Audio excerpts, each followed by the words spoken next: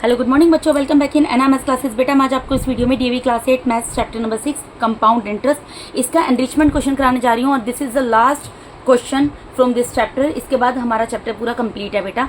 हम next chapter start करेंगे अब नेक्स्ट वीडियो में, ठीक है। तो यहाँ पर क्या बोल रहे हैं एनरिचमेंट के क्वेश्चन में, a builder employed 4000 workers to work on a residential project. कोई बिल्डर है बेटा, बिल्डर कौन होते हैं? जो लोग मकान बनवाते हैं, दुकानें बनवाते हैं, बहुत बड़ी बड़ी बिल्डिंग्स बनवाते हैं, ठीक है। तो एक कोई बिल्डर है जो कि अपने अंडर 4000 वर्कर्स को रखता है वर्क करने के लिए रेजिडेंशियल। उसको कोई रेजिडेंशियल एरिया का प्रोजेक्ट मिला है जिसको उसको कंप्लीट करना है और उसको कंप्लीट करने के लिए वो 4000 वर्कर्स को अपने अंडर में रखता है, क्योंकि ऑब्वियसली काम तो वर्कर्स ही करेंगे ना। तो eight the end of the first year, जब फर्स्ट ईयर खत्म होता है उसके एंड में 10% वर्कर्स वर रिमूव। वो 10% वर्कर्स को क्या करता है, हटा देता है, ठीक है। 10% वर्कर हट गए थे। At the end of the second year, जब सेकेंड ईयर का एंड हुआ, 5% of those working at that time were retrenched. तो 5% यानी 5% वो वाले वर्कर जो उस टाइम पे काम कर रहे थे उनको भी उसने क्या किया, काम से हटा दिया। रिट्रेंच्ड मतलब काम से हटा दिया। However, to complete the project in time, तो अगर उसको प्रोजेक्ट को अपने टाइम पर कंप्लीट करना है, the number of workers was increase by 15% eight the end of third year. वो थर्ड ईयर के एंड में क्या करता है, अब उसको वर्कर्स ऑब्वियसली कम पड़ रहे होंगे, उसने इतने सारे वर्कर्स को हटा दिया काम से।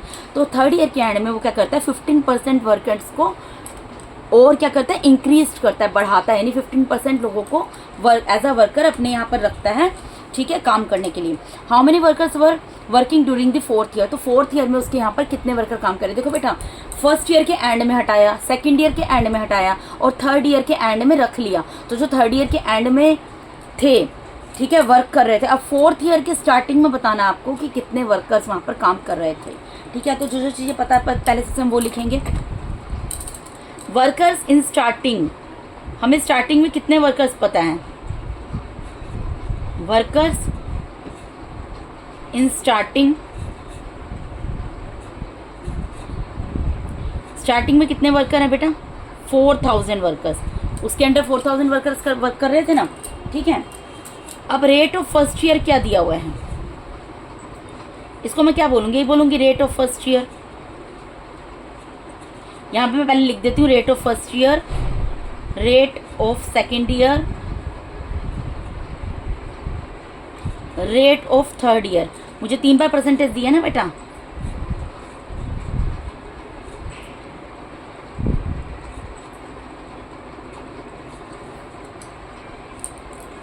इसको मैं क्या डिनोट कर दूंगी, R1 से, इसको मैं डिनोट कर दूंगी R2 से, इसको मैं डिनोट कर दूंगी R3 से। कर सकती हूँ ना, क्योंकि रेट 3 टाइम्स दिया तो मैंने R1 R2 R3 लिख दिया।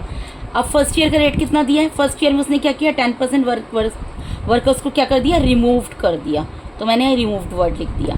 सेकेंड ईयर में क्या किया उसने, 5% वर्कर्स को रिट्रेंच्ड कर दिया। रिट्रेंच मतलब काम से हटा दिया, तो मैंने वो लिख दिया। और थर्ड ईयर में उसने क्या किया, 15% वर्कर को इंक्रीज कर दिया, तो मैंने यहाँ पर इंक्रीज्ड वर्ड लिख दिया। ये बेटा आपकी अंडरस्टैंडिंग के लिए लिख रही हूँ, ये आपको क्वेश्चन पेपर में अगर आप लिख भी दोगे तो कोई भी टीचर आपका इसको गलत नहीं करेगा, एकदम सही चीज़ है। उल्टा इससे टीचर को ये आइडिया लगेगा कि आपको क्वेश्चन अच्छे तरीके से समझ आ गया। फर्स्ट ईयर में उसने क्या किया, फर्स्ट ईयर के एंड में उसने 10% वर्कर्स को रिमूव कर दिया।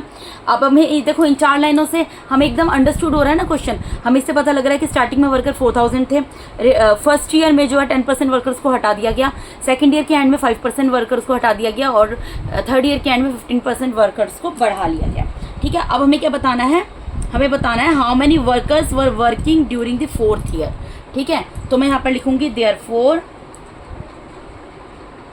Workers were working fourth year के दौरान कितने वर्कर्स काम कर रहे थे, ये बताना आपको। ड्यूरिंग, मैंने सिर्फ ऊपर का ही सेंटेंस लिखा है यहाँ पर, तो मैंने लिखा है workers were working during the fourth year is equals to. अब बेटा देखो, हमें यहाँ पर क्या निकालना है, हमें क्या निकालना है, हमें बात की चीज़ निकालनी है ना। हमें स्टार्टिंग में तो पता है 4000 वर्कर्स थे, तो 4000 क्या हो गया, प्रिंसिपल हो गया।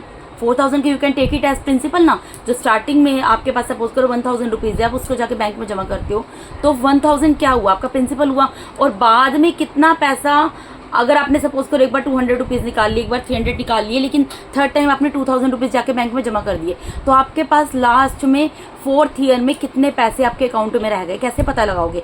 स्टार्टिंग में आपको पता लग जाएगा, जो दिया है मुझे प्रिंसिपल है, ठीक है।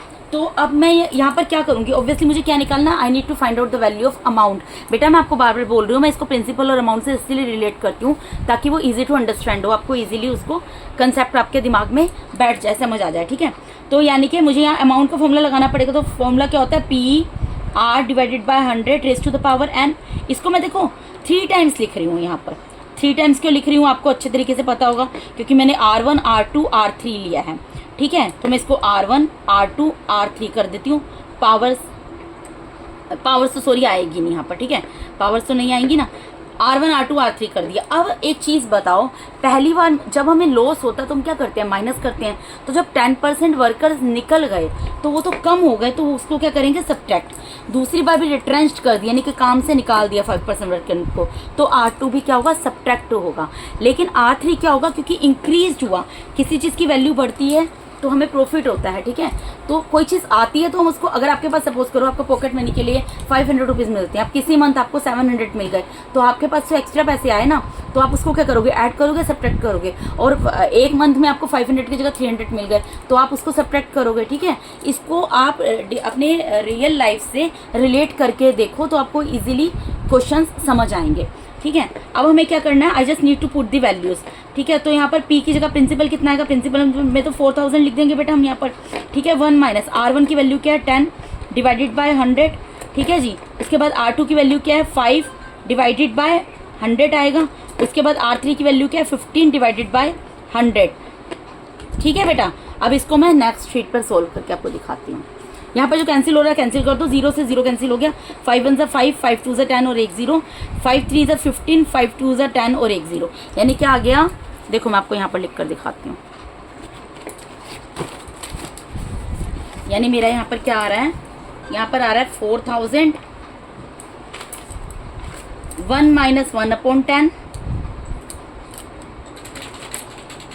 1 माइनस 1/20, 1 माइनस 3/20, ठीक है बेटा। कैंसिल करके ये आ रहा है। अब मुझे इसको सिर्फ सोल्व करना है, ठीक है। तो करते हैं, कैसे सोल्व कर सकते हैं, 4000 एज इट इज रहेगा। इसमें क्या कर सकते हैं, इसमें मैं एलसीएम ले सकती हूँ, 10 एलसीएम आ गया। यहाँ पर क्या आ गया, 10 - 1, यहाँ पर 20 एलसीएम आ गया, तो क्या आ गया 20 - 1, यहाँ पर क्या आ गया 20 एलसीएम आ गया, यहाँ पर भी क्या आ गया 20 - 3। अब देखो सब्ट्रैक्ट कर दो, यहाँ सॉरी प्लस होगा, यहाँ पे प्लस है, ठीक है। तो यहाँ पे 4000 एज इट इज आ गया। अब 10 में से 1 जाएंगे, कितना आएगा 9, 9 डिवाइडेड बाय 10 आ गया, मल्टीप्लाई में 20 में से 1 गया 19 आ गया, 19 डिवाइडेड बाय 20 आ गया, और 20 में 3 प्लस हुए 23 आ गया, डिवाइडेड बाय 20 आ गया। अब बेटा जो कैंसिल हो सकते हैं कैंसिल कर दो, देखो 10 से 10 कैंसिल हो गई, अगेन 10 से 10 कैंसिल हो गई, अगेन 10 से 10 कैंसिल हो गई। यहाँ पर 2 1 2, 2 2 4, 2 1 2, 2 1 2, तो 4000 तो पूरा का पूरा हमारा कैंसिल हो गया। हमारे पास यहाँ पर क्या बचा, 9 मल्टीप्लाई बाय 19 मल्टीप्लाई बाय 23, बस इन तीनों को हमें मल्टीप्लाई करना, हमारा आंसर हमें पता लग जाएगा।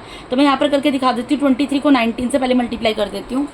देखो 9 3 27 कैरी किया, 2 9 2 18, 18 + 2 20, 1 3 3, 1 2 2, ठीक है। तो कितना आ गया ये यहाँ पर जाएगा 3 4, 437 आ गया। अब इसको 9 से मल्टीप्लाई कर दो, 9 7 से 63 कैरी किया 6, 9 3 से 27, 27 + 6 कितना होता है 33, कैरी किया 3, 9 4 36, 36 + 3 39, यानी कि कितना आ गया ये 3933 वर्कर्स आंसर। यानी कि हमारे 4th ईयर में कितने वर्कर्स वर्क कर रहे होंगे बेटा, 3933, ठीक है। ये मैंने ऑलरेडी यहाँ पर लिख दिया था, workers were working during the 4th year, तो उसका आंसर क्या है 3933। तो बेटा इसके साथ ही मैंने आपको यहाँ पर DAV class 8 maths chapter number 6 compound interest, इसके एनरिचमेंट का क्वेश्चन भी कंप्लीट करा दिया बेटा। इसके साथ ही आज हमारा चैप्टर नंबर 6 कंपाउंड इंटरेस्ट पूरा कंप्लीट होता है। मिलते हैं नेक्स्ट चैप्टर के साथ नेक्स्ट वीडियो में। अगर आप मेरे चैनल पे नए हैं तो काइंडली मेरे चैनल को सब्सक्राइब कीजिए। अगर आप लोग को मेरा टीचिंग मेथड अच्छा लगता है तो मेरे वीडियोस को जैसा लाइक कीजिए, अपने फ्रेंड्स के साथ शेयर कीजिए बेटा। Thank you so much once again for watching my YouTube videos. Thank you so much, God bless all of you.